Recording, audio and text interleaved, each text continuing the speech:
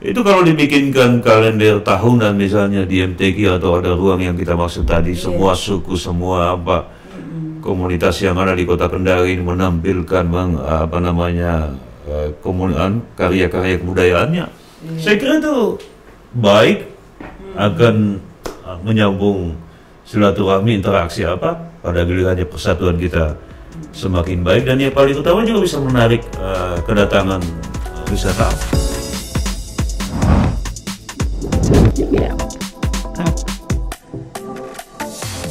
Assalamualaikum warahmatullahi wabarakatuh. Sore ini kita kedatangan tamu yaitu Bang Muhammad Endang SA, SOS, SH, MAP, dan sebentar lagi jadi Dok. Wah, lengkap banget. Beliau adalah Ketua DPD Partai Demokrat 3 periode, Bos. Waduh, lengkap benar. Kita adalah mantan anggota DPRD Provinsi. Di masanya dia adalah seorang aktivis yang lumayan bergonjang-ganjing. Dia adalah Ketua Dewan Mahasiswa UKHO pada periode 98, 99, dan kemudian menjadi pengurus HMI pada tahun 94 dan 2000. Ya. Oke, Bang Ista, selamat sore. Sore, bagaimana kabar? Ya, alhamdulillah. Ya, dari sekian banyak apalagi yang sudah masuk di podcast kami, Bang Endang ini adalah orang yang saya tembak langsung, susah saya dapat waktu. Oke, Bang Ista, sekarang ini apa nih aktivitas? Setelah kemarin setelah pensiun dari DPRD pensiun dari DPRD Provinsi, beliau kemudian melakukan pertarungan pilkada di Konsel, ya. Kemudian setelah selesai ini kegiatannya seperti apa? Ya, saya tentu saja kembali menjadi ayah yang membayar utang-utang selama ini kepada anak-anak yang ketika saya aktif, apalagi saat pilkada harus saya tinggal berminggu-minggu. Jadi sekarang itu saya rutin ngantar anak ke sekolah tiap pagi, terutama putri saya yang beranjak dewasa. Kemudian juga karena tahapan pemilu saya masih diamanahkan sebagai ketua Partai Demokrat oleh Musda kemarin di Aziza, makanya kami sekarang ini lagi giat-giatnya untuk menyiapkan diri guna mengikuti kontestasi pilcaleg pada tanggal 14 Februari nanti tahun 2024 insya Allah. Tahapannya sekarang yang lagi melakukan merampungkan daftar caleg, karena bulan 5 minggu pertama itu kita segera akan mendaftarkan bakal caleg dari Demokrat di semua tingkatan kepada KPU sesuai tingkatannya. Kapan nih pendaftaran bakal calegnya? Sesuai tahapan itu awal Mei. Jadi kita lagi finalkan di internal partai, kita rekrut caleg yang kita anggap saya istilahkan itu punya 3, punya point, punya join, dan punya coin. Jadi point, join, coin. Point, join, coin. Jadi point itu dia harus punya kapasitas, memenuhi kompetensi yang dibutuhkan. Kan di DPRD itu yang dibutuhkan orang yang pertama bisa mengawasi, berarti bisa kritis. Kemudian yang kedua bisa bikin legal drafting, kan mau bikin perda. Kemudian yang ketiga itu punya pemahaman tentang marketing terhadap anggaran itu. Jadi 3 fungsi itu, fungsi legislasi, fungsi anggaran, dan fungsi pengawasan. Itu kita usahakan kita cari yang bisa memenuhi kompetensi itu. Jadi itu. Kemudian yang kedua punya join, ya kita utamakan karena kita mau menang orang-orang yang punya tingkat penerimaan, punya resistensi kecil dan punya basis, misalnya dari NU, dari Muhammadiyah, dari KHMI, dari Pokal IMM, maupun dari organisasi-organisasi massa yang lain. Itu sangat kami harapkan orang-orang baik ini untuk terjun ke politik, ikut memperbaiki daerah, yang memperbaiki Indonesia. Kemudian itu koin ini jadi point, join, coin. Koin ini bisa yang ketiga, bisa juga jadi yang pertama, karena memang sebagaimana Ibu lebih tahu, karena saya tahu Ibu mantan komisioner Bawaslu Provinsi, Ibu tahu bahwa politik kita ini memang politik yang paling mahal nilainya. Untuk terpilih jadi bupati, gubernur atau caleg provinsi RI itu butuh miliaran bukan ratusan. Ya, betul. Tapi Bang Endang menjadi Ketua DPD Partai Demokrat selama 3 periode. Bagaimana itu ceritanya sampai tidak ada gonjang di saya lihat di bawah aman-aman saja, oke ya Mas, dan rupanya ada sangat di mana bisa menjalin komunikasi politik sampai ke bawah itu, sampai tidak ada protes. Saya pikir satu-satunya di ada juga, tentu dinamika ada juga. Sebagaimana saya sampaikan, yang saya inginkan dan saya kira semua pemimpin inginkan itu, kita ingin dikritisi. Kita ingin dikritisi karena terus terang sahabat yang baik, kawan yang baik, anggota yang baik itu adalah mereka yang bisa mengingatkan dalam bentuk kritik. Tapi tentu kalau bisa diungkapkan dengan penuh rasa cinta. Jadi kritiknya itu betul-betul ingin memperbaiki. Jadi cintailah saya dengan kritik, dan tolong katakanlah dengan penuh cinta. Itu yang sering saya katakan kepada kader-kader Partai Demokrat di Provinsi Sulawesi Tenggara. Kemudian saya mungkin karena kami kan tidak ada tokoh yang menonjol ya, menjadi gubernur atau kepala daerah di daerah-daerah yang besar. Kami memang ada bupati tapi bukan di daerah yang secara pemilih populasi itu besar. Tapi kenapa alhamdulillah kami bisa survive ya, kami selalu pimpinan DPR ya di provinsi. Saat 2019 yang lalu kami ranking ketiga ya. Nasdem bahkan tidak dapat kursi pimpinan yang dipimpin oleh Ali Masih notabene gubernur ya. Yang kami bangun itu kebersamaan. Jadi kebersamaan itu, soliditas itu, kolektivitas itu yang kemudian bisa membawa spirit kami untuk menghadapi masalah, kemudian mengikuti kontestasi, dan alhamdulillah kami bisa survive. Kami ada kedua ketua DPR, ada beberapa kabupaten kota itu yang wakil ketua DPR, dan di provinsi alhamdulillah kami masih wakil ketua DPRD juga. Posisi Demokrat maksudnya. Ya, DPR ini juga kami masih ada satu, bahkan alhamdulillah ada 2 prestasi kami yang belum dipecahkan oleh partai-partai lain di masa pemilu reformasi ini. Pertama, kami adalah satu-satunya partai di Sulawesi Tenggara yang pernah memperoleh 2 kursi DPR RI. Ya, pada pemilu tahun 2009. Itu Saudara Umar Aksal dan Saudara Andi Rahmat ya, pada saat itu.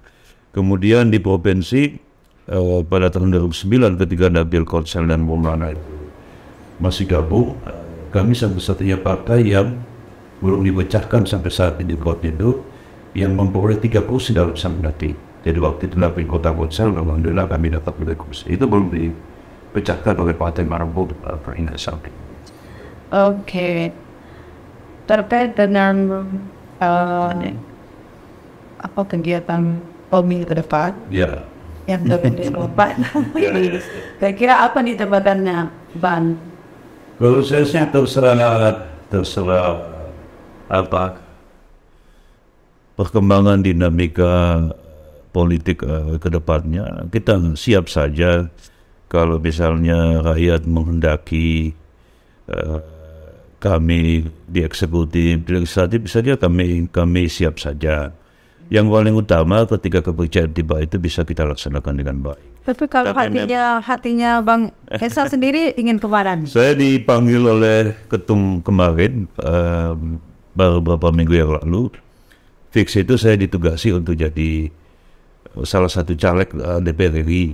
Ya, kami ditugasi itu, dan setelah kami diskusikan dengan keluarga semua, ya ayo kita setuju, ayo kami berikhtiar untuk menjadi salah satu anggota DPR RI. Mudah-mudahan kalau kami dapat amanah nanti, dapat kepercayaan rakyat, ya kami bisa laksanakan itu dengan benar, dengan baik. Karena maaf ini, kritik saya terhadap 6 orang anggota DPR RI ini yang ada saat ini ya bisa saya katakan hampir tidak ada suara itu terhadap kesaliman dan kesewenang-wenangan yang mungkin terjadi baik di tingkat nasional apalagi di tingkat daerah kita. Coba kita tracking di Google atau di berita-berita, nggak tahu kalau di Kendari Info kita tracking, hampir tidak ada suara 6 anggota DPRD kita itu terhadap misalnya kesewenang-wenangan, kesaliman, pengelolaan sumber daya alam kita hampir tidak ada. Malah Tempo yang misalnya kemarin memuat tentang bagaimana praktek illegal mining yang 31 triliun ya diduga kerugian negara itu kurun waktu. Itu tidak muncul dari anggota DPR kita, mereka yang punya punya hak imunitas. Gak bisa dituntut, gak bisa digugat, bisa bicara apa saja. Yang penting dalam rangka melaksanakan praktek pengawasan. Itu kritik utama saya kepada mereka. Nah, terkait hal itu, andaikan Bang Esa duduk nih di DPR RI, kira-kira apa yang pertama Bang Esa lakukan nih? Oh, lihat saja. Saja. Nanti apa nih? Misalnya rancangannya seperti apa, ide-idenya apa dulu nih yang mau dilakukan? Pertama saya harus pastikan rakyat itu mendapat keadilan, baik di bidang program pemerintahan, hukum, ya, maupun keadilan dari anugerah kekayaan alam kita. Saya harus pastikan itu. Dalam rangka itu maka itu tadi kembali lagi ada fungsi pengawasan. Insya Allah itu kita akan jalankan. Saya kira silakan saja diperiksa rekod saya. Pada saat saya menjadi anggota DPRD provinsi, ya saya kira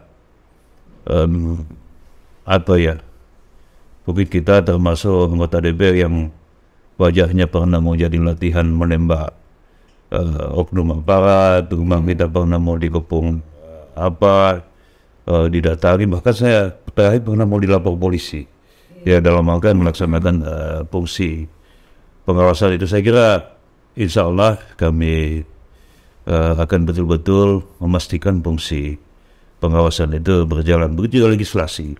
Saya kira banyak undang-undang yang harus kita perbaiki. Kita lihat sekarang ini Bu, bagaimana misalnya Amanah 98 itu yang saya kira mulai coba dikaburkan, didistorsikan oleh resim maupun oleh para pihak oligarki apa semua yang mungkin tidak mau kalau tercipta itu. Saya contohkan seperti otonomi. Kita lihat sekarang ini pelan-pelan sentralisasi kembali. Banyak hal sekarang ini ditarik penentuan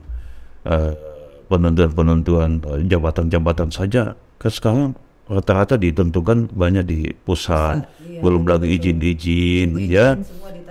Ditarik di pusat. Padahal kita perjuangkan 98 itu banyak meninggal semua pahlawan revolusi gerakan mahasiswa kan, salah satu pesannya itu otonomi daerah itu bagaimana kita dikembalikan. Kemudian juga menguatnya fungsi-fungsi saya lihat fungsi-fungsi aparat semua, saya kira itu harus kita dudukkan kembali, kita kembalikan. Itu kita mulai dari regulasi atau peraturan perundang-undangan yang bisa memastikan kedaulatan rakyat, ya, itu bisa lebih baik sebagaimana amanah atau pesan reformasi tahun 98. Kemudian di anggaran, ya kita juga akan pastikan itu bagaimana kita lakukan lobby, advokasi di dana bagi hasil, terutama bagaimana mungkin ya kalau kita hitung seperti di Konawe Utara itu APBD-nya itu kan belum sampai 1 triliun kalau nggak salah pernah. Tapi coba hitung yang keluar dari perut bumi Konawe Utara, dari Morombo, dari apa lagi itu, dari apa lagi, puluhan triliun ratusan bakar dibombarkan. Kalau yang tersisa sekarang kan ini masalah lingkungan. Lingkungan, dan kemudian lingkungan itu imbasnya itu kemudian justru menghabiskan anggaran resources yang dimiliki oleh pemerintah daerah setempat. Jadi pakai APBD itu bisa perbaiki sekolah, perbaiki jalan yang rusak. Iya, APBD kabupaten sana. Itu di situ. Jadi saya kira ini harus diperbaiki ke depannya, dan termasuk penyelenggaraan pemerintahan di daerah ini. Saya terus terang betul-betul kadang saya biasa malam bangun, saya baca, sebagian juga informasi saya dapat mayoritas dari Kondarimpo. Kadang-kadang saya sedih, saya prihatin, ya kenapa kok daerah kita ini dikelola seperti ini. Kadang saya ndak bisa ngerti itu. Kenapa bisa Alimasi itu misalnya mau bikin gerbang jembatan 33 miliar itu, kenapa juga DPRD-nya diam saja, apa semua itu. Kadang saya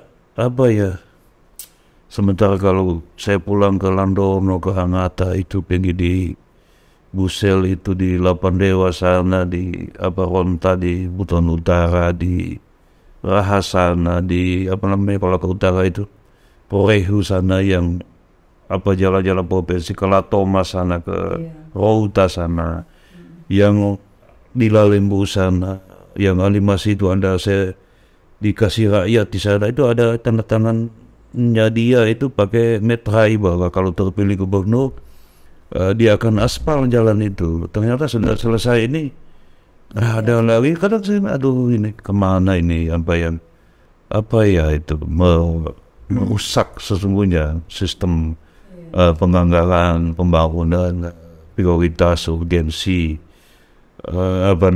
kebutuhan rakyat itu tidak menjadi perhatian itu di situ. Itu yang saya kira harus kita pastikan ke depan, itu tidak seperti ini lagi. Bang Esa, saya tinggi ide-idenya atau harapan-harapannya ke depan sebetulnya sangat baik untuk masyarakat. Nah, untuk pemirsa Kendari Info lebih mengenal Bang Esa ini, bisa nggak diceritakan awal mula Bang Esa menjadi politisi? Awal-awal gitu, dari mana gitu berangkatnya, gitu sampai menjadi saya mungkin begini ya. Saya waktu kecil itu, waktu saya SMP itu, kakak saya kebetulan itu sudah di kampus, dia aktif di organisasi itu namanya Ikatan Mahasiswa Muhammadiyah ya. Jadi ketika saya turun Kendari, saya banyak ke sekretariat. Di situlah saya lihat mereka berdiskusi Di situ saya dapat Panji Mas itu, majalah Panji Mas lama itu, yang Panji Masyarakat. Saya baca, di situlah saya berkenalan dengan Buyung Nasution ya. Saya baca di situ saya bercita-cita, saya ini enak ini bisa bantu rakyat, bisa meluruskan sesuatu yang bengkok. Dengan saya mungkin kuliah di hukum, jadi aktivis Waktu SMA ya, setelah saya mondok, kemudian saya ujian persamaan di SMA 1 Kendari tahun 94 itu, saya lalu tes itu ya, ambil 2 FISIP sama di UGM. Waktu itu saya ingin masuk hukum, tapi ibu saya ya, bapak saya almarhum itu tidak setuju kalau saya ini anaknya pergi kuliah di Jawa ya. Maklum kan dulu orang tua itu mau lepas anaknya ini ya, saya dianjurkan sudah kamu tetap kuliah saja di Kendari ya. Saya kuliah di sosiologi. Anak keberapa? Saya anak ke-4, tapi karena kakak saya meninggal, nama Herman itu, saya jadi anak ketiga kan ya, anak ketiga. Dari berapa bersaudara? 11 saya bersaudara. 11 meninggal 1, 10. Alhamdulillah luar biasa ibu saya. Dulu anak itu nggak ada yang operasi sesar, nggak pakai itu kalau mau tahu. Sekolah semua nih. Alhamdulillah. Ibu itu yang tahu jenis kelamin bayi masih 3 bulan USG kan nggak ada. Kita semua pakai pakai dukun kan. Makanya kita punya wajah ini wajah-wajah dukun kampung, bukan wajah-wajah dokter ya kayak. Maksudnya kenal itu. Ya alhamdulillah kami sekolah semuanya ya, ada yang berkarir di ASN ya, ada juga yang seperti saya berkarir di politik. Ya, sejak itu kemudian saya masuk HMI, ikut Walhi, kemudian KIP ya tahun 96 itu saya ditunjuk sebagai dapat mandat mendirikan camp di sini. Pulang pemantau yang dibilang OTB dulu oleh Menko Polkam Susilo Sudarman, dibuat oleh Mulyana Kusuma. Waktu itu KIP itu organisasi pertama yang bisa menyatukan semua masyarakat sipil yang melawan Soeharto. Pada saat itu semua kumpul, ada Luholisnya, ada kelompok merahnya, kelompok hijaunya, kelompok kiri kanan, kumpul semua gitu. Kalau kami waktu itu di KIP, sehingga memang wajar waktu itu Menko Polkam Sudarman membilangi kami OTB karena memang solid organisasi tanpa bentuk. Itu waktu itu kalau digelari OTB itu, kalau biasanya ntar lagi pasti dipanggil panggil apa namanya dulu itu, Bakin apa dulu ya, Komkamtib apa dulu itu. Itu ya, jadi sejak di situ kemudian kuliah saya jadi, saya S1 11 tahun. Saya masuk 94, saya wisuda tahun 2005, 11 tahun S1 saya. Karena itu ikut banyak organisasi ya, di AJI juga kita ikut waktu itu, bahkan ada apa dulu yang dibikin Stanley itu, tabloid Pantau apa itu ya, yang dengan ini tabloid independen. Itu enak sekali dulu, kita dikirimi, kita jual, kita bahkan stensilan, bahkan kita kopi untuk kita jual dulu itu. Ya, jadi sejak disitulah kemudian saya tercebur menjadi aktivis ya, walaupun ya kadang-kadang saya harus berhadapan dengan almarhum bapak saya, kan memang almarhum bapak saya itu kepala desa, sebelumnya guru, kepala sekolah, kemudian jadi kepala desa. Itu menghendaki saya jadi PNS, karena dulu itu PNS yang memang itu ya. Jadi kemudian masuklah hingga ke politik hingga saat ini ya. Oke. Lalu kemudian bagaimana dengan dukungan istri dan anak-anak? Ya. Apa mereka, ibu udah bilang lagi mau maju lagi? Ya memang kita sampaikan memang di awal, proposalnya memang di awal kita sampaikan bahwa kalau kami ini politisi, memang kita cari uang itu untuk politik.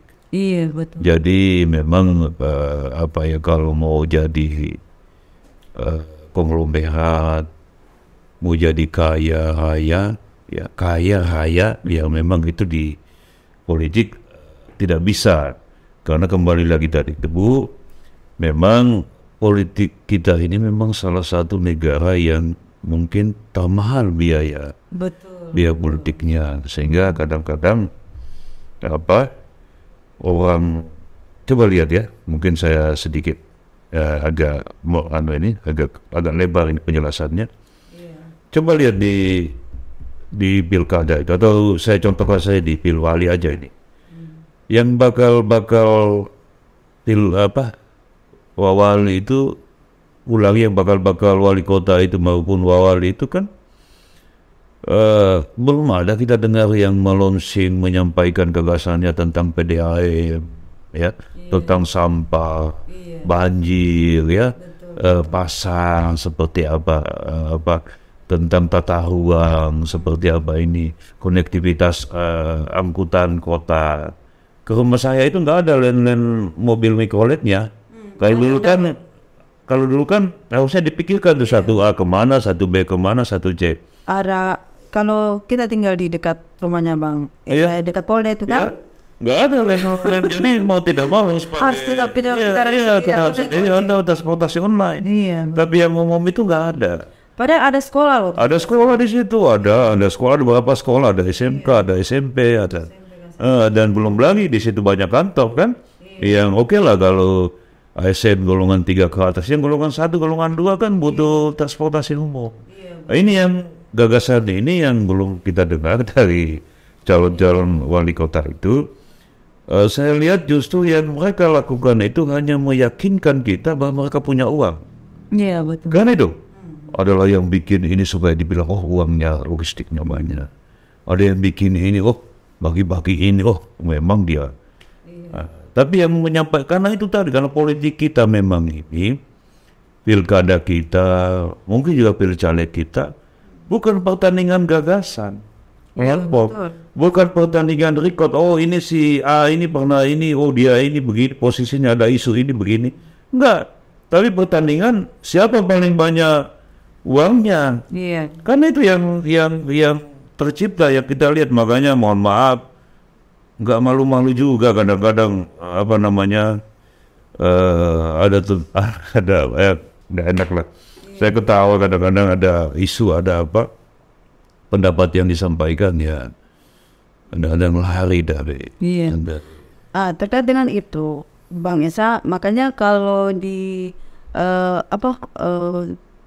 caleg begitu, ada ndak standar-standar kalau mau jadi caleg, misalnya dari segi pendidikan, dari segi kenapa ndak ada kayak tesnya sekalian gitu, supaya mereka itu ada pengetahuan juga. Kadang kan biasa karena dia punya uang dia bisa hidup, padahal sebetulnya dia ndak berkapasitas begitu kan. Bagaimana terkait menyelesaikan ini sebagai ketua partai begitu, dan Demokrat ini partai besar. Ya, beberapa orang mendaftar menjadi caleg. Masalahnya kemudian, maaf saya salah. Semua partai berpikir menang, sehingga banyak orang baik di Demokrat itu. Banyak dokter, ada Dokter Abdul Nasar, ada Dokter Rustam Supendi, ada Dokter Hado Hasina, banyak dokter yang masuk Demokrat. Tapi apakah itu bisa koheren dengan elektabilitas? Kan mohon maaf, itu tadi bahwa memang record sama platform itu, program sama rekam jejak itu baru menjadi faktor pertimbangan utama voter. Ya kita harapkan ya mereka yang terpilih itu ya punya integritas, bukan karena ingin cari kerja, ya, bukan karena ingin mengejar jabatan, tapi betul-betul memahami roh daripada KPU Bawaslu itu, yaitu mewujudkan pemilu yang lebih jurdil dan bermartabat. Tidak apa ini seleksi mencari penyelenggara KPU Bawaslu sebetulnya mencari manusia setengah dewa. Dia harus berintegritas, jujur, amanah. Itu nyaris setengah dewa. Pelibatan publik harusnya itu besar di situ, pelibatan teman-teman media. Tapi saya lihat juga tidak ada informasi yang memadai, yang cukup. Malah saya lihat masih ada yang lolos walaupun kena di KPP. Ini sebetulnya ini nanti insya Allah saya akan undang Bawaslu KPU-nya biar lebih ini kita punya diskusinya ya. Oke, Bang Esa, tadi sempat saya dengar pernah di Aji, lalu saya lihat ini Bang Esa sangat konsen membaca. Saya lihat Bang Esa juga ini empati atau tertarik dengan dunia tulis menulis. Nah, saya mau bertanya nih tentang para penggiat literasi. Bagaimana pendapatnya Bang Esa nih untuk mengangkat, memberi mereka wadah atau begitu kan? Kan kemarin itu memang sempat ada keinginan untuk membuat dewan sedia itu. Saya lihat sebenarnya potensi kita luar biasa di Sultra ini. Orang seperti Arhan, Raim Laude, siapa itu namanya yang influencer juga, penulis apa itu, Yusran Darmawan, siapa lagi, banyak sekali anak-anak dari yang punya potensi baik di teater, di dunia tulis menulis, di penyair, pemuisi, banyak sekali. Tapi tidak ada supporting dari pemerintahan daerah itu. Supporting itu baik dalam bentuk anggaran, tempat, wadah, makanya Bu coba lihat ya, karena salah Kota Kendal ini kan pelan-pelan hampir kehilangan ini setelah pecinannya di Kota Lama itu habisi, ya, digusur, ya. Kemudian kantor wali kota itu, saya kritik saya kemarin kantor wali kota itu. Harusnya kalau mau dibangun, supaya dia bisa jadi heritage itu jangan dibongkar. Coba lihat gedung sate di Bandung, ya. Itu kan yang dibangun di belakangnya. Harusnya begitu ini kantor wali kota. Jangan dibongkar karena itu sejarah itu. Ada rumah jabatan yang saya tempati waktu masih jadi pimpinan DPR di Kota Lama itu dulu yang ditempati Pak Abdullah Silonda. Harusnya itu jangan dipugar karena itu warisan kesejarahannya. Tapi kan hampir tidak ada, jadi memang jadi wisata gitu ya. Saya istilahkan memang gedung-gedung saya lihat memorabilia saja supaya dibilang membangun mungkin bekerja sehingga bangun gedung walaupun nanti kemudian manfaatnya seperti apa itu tidak dipikirkan.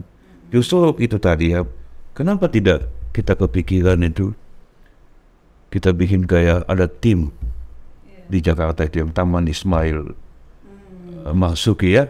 Mungkin kita dibikin di sini taman apa begitu, nanti kita namakan siapa tokoh seni kita, tokoh budaya kita atau apa. Kita bikin tempat mungkin ada ruang berekspresi. Pemkot bebaskan 1-2 hektar misalnya. Di situ kemudian dibikin gedung di situ yang orang bisa berkesenian di situ, berekspresi di situ. Saya terus kaget, ternyata tahun 2001 sudah ada kelompok teater. Ada, saya sama dorong Kak Yusdiman. Ini mungkin yang bisa menjelaskan kenapa di Kendari ini orang main busur-busur. Bukan deh, satu Kak. Tahun 1939 itu sudah ada aktivitas teater sama mereka ya Pak Kak Yusdiman. Ya Kak Yusdiman ya. Ya yang arsitektur itu ya. Itu tahun 1993 saya ikut sama dia tuh. Main teater apa semua, kita malah sempat tampil, tapi itulah semakin kesini tidak ada lagi gedung. Iya. Kesenian itu sudah yang budaya jaga ya. Itu kan malah hilang itu katanya, tapi belum didapat, masih dibikinkan replika sebagian kecil. Tidak digunakan. Mana digunakan lagi. Jadi itu yang saya lihat, maaf ini yang harus diubah. Saya pemimpin datang mau bikin memorabilia, mau bikin gedung-gedung supaya dibilang membangun, yang itu kita tidak tahu apa manfaatnya nanti, makan akan jadi beban saja bagi. Nanti kita lihat apa kalau saya salah atau benar. Ini kita lihatlah nanti bagaimana nasibnya itu perpustakaan modern. Ya kita lihatlah nanti bagaimana nasibnya itu kantor gubernur kalau jadi 23 lantai itu masa jatuh, nanti kita lihat.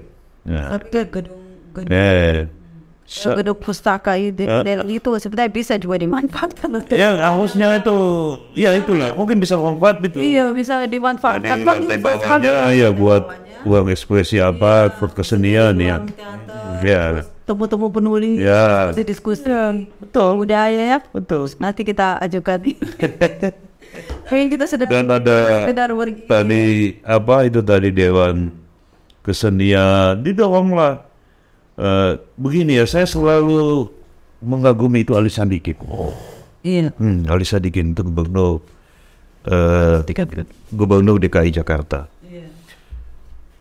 Dia tentara, marinir, letnan jenderal.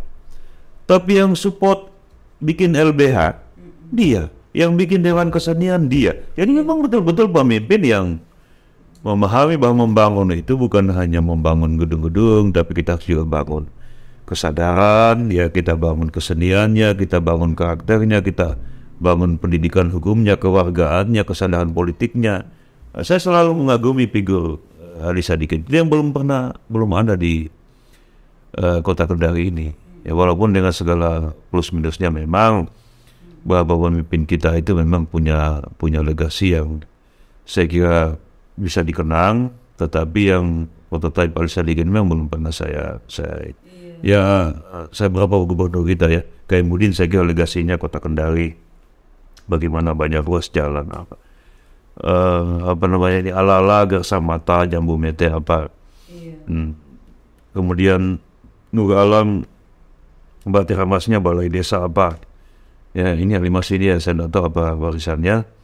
Tetapi yang saya lihat memang belum ada yang perhatian membangun peradaban kesenian kebudayaan kita itu.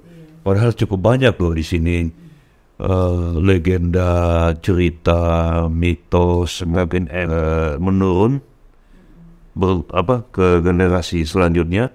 Itu bisa dibukukan, bisa banyak hal di Padahal suara seniman literasi banyak loh. Bukan itu, saya lihat lewat. Tapi mereka kurang perhatian. Padahal komunitas kami itu besar sebetulnya. Apalagi kalau kaitannya dengan ekonomi kreatif itu. Kalau itu kaitannya ekonomi kreatif itu sebenarnya bisa, kan mungkin pemahamannya itu tidak ada bisa menghasilkan banyak hal. Saya terus senang sekali saya lihat itu yang senior kayak siapa, Andi Nur Lapa itu banyak menulis cerita-cerita cerita rakyat apa. Kemarin saya ketemu Gali itu Salama Bia itu antologi puisinya. Itu kan semua kalau disupport, didorong itu masih lebih banyak itu. Betul. Kita ingin lakukan itu, cuma ya itulah kurang disambut. Kurang disambut. Akhirnya memang karena tidak ada perhatian ke arah sana, mungkin itu penyebabnya busur-busuran, tingkat perkelahian, tawuran antar remaja, bahkan antar komunitas masih sering terjadi. Ya karena tidak ada ruang ekspresi yang bisa. Saya pernah ikut di lapangan Kanometo, Serumba. Itu pentas kelompok masyarakat Ambon itu. Tari bambu gila, tari abad. Itu kalau dibikinkan kalender tahunan misalnya di MTQ atau ada ruang yang kita maksud tadi, semua suku, semua komunitas yang ada di Kota Kendari menampilkan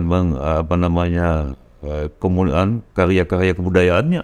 Saya kira itu baik, akan menyambung silaturahmi, interaksi pada gilirannya persatuan kita semakin baik, dan yang paling utama juga bisa menarik kedatangan wisatawan, kedatangan orang yang ingin menyaksikan itu. Oke. Bang Endan, ngobrolnya tidak terasa sudah hampir 40 menit. Kalau kita mau duduk di sini harusnya kita panggil teman-teman alat, tapi alhamdulillah ini para pemirsa Kendari Info bisa lebih mengenal Bang Esa selama ini ya. Soalnya kan selalu diintai-intai nih, mana ya itu ketua Demokrat yang mana orang? Yang inilah. Baik Bang Esa. Sebelum berakhir, saya minta pesan atau statement Bang Esa terkait untuk masyarakat gitu. Apa yang mau dititip bicara sama pemirsa Kendari Info? Buta yang paling... Bisa lihat ke sana, Bang. Oke. Buta yang paling memilukan di atas dunia ini adalah buta politik. Itu di atasnya lagi buta hati, buta politik itu. Mengapa? Karena orang buta politik itu kadang-kadang dengan membusungkan dada dia menyampaikan, saya tidak peduli politik, saya tidak peduli siapa gubernur, siapa DPRD, siapa DPRD provinsi, siapapun mereka saya tidak peduli. Dia lupa bahwa semua ketidakadilan, kesewenang-wenangan, peraturan yang menyiksa, perampasan hak-hak, anggaran yang lebih banyak mengurus yang bukan urusan rakyat, itu dihasilkan dari keputusan politik. Itu dihasilkan oleh para politisi. Untuk itu pesan saya, janganlah buta politik. Jangan ada istilah, siapapun jadi bupati, gubernur, DPRD, DPR provinsi, saya tetap begini-begini saja. Pokoknya, siapa yang sentuh saya, itu akan saya sentuh di TPS. Ini menurut saya buta politik yang paling mengenaskan, menyakitkan. Dia lupa bahwa politisi lah yang menentukan jalan itu bagus atau tidak, sekolah itu murah atau tidak, akses kepada kesehatan itu bisa tercapai atau tidak. Politisi lah sekali lagi yang menentukan harga-harga. Bahkan saya sering sampaikan sambil guyon ini, politisi lah yang menentukan kapan kita akan ganti subreke motor, rantai motor, ya. Karena apa? Kalau jalan baik, mulus, kan lama ganti rantai motornya itu, subreke motornya lama rusak. Tapi kalau jalan seperti jalan di Landono Mowila itu, jalan ke Bombana itu, ya pasti cepat ganti. Jadi saya sekali lagi saya himbau manfaatkan 2024 ini, jangan buta politik, karena sekali lagi pilihan ibu bapak sekalian, perhatian bapak sekalian kepada politik akan menentukan masa depan ibu bapak sekalian. Itu saja pesan saya. Terima kasih Bang Esa, bincang-bincangnya menarik sekali ya. Baik, pemirsa Kendari Info, kita telah mendengar sharing pengalaman dari Bang Endang, atau biasa sih saya panggil Esa, Bang Esa ya, supaya gak repot-repot dan itu kayaknya brandsnya dia. Oke. Sampai jumpa di episode berikutnya bersama saya Krisni Dinamita. Assalamualaikum warahmatullahi wabarakatuh. Waalaikumsalam warahmatullahi wabarakatuh.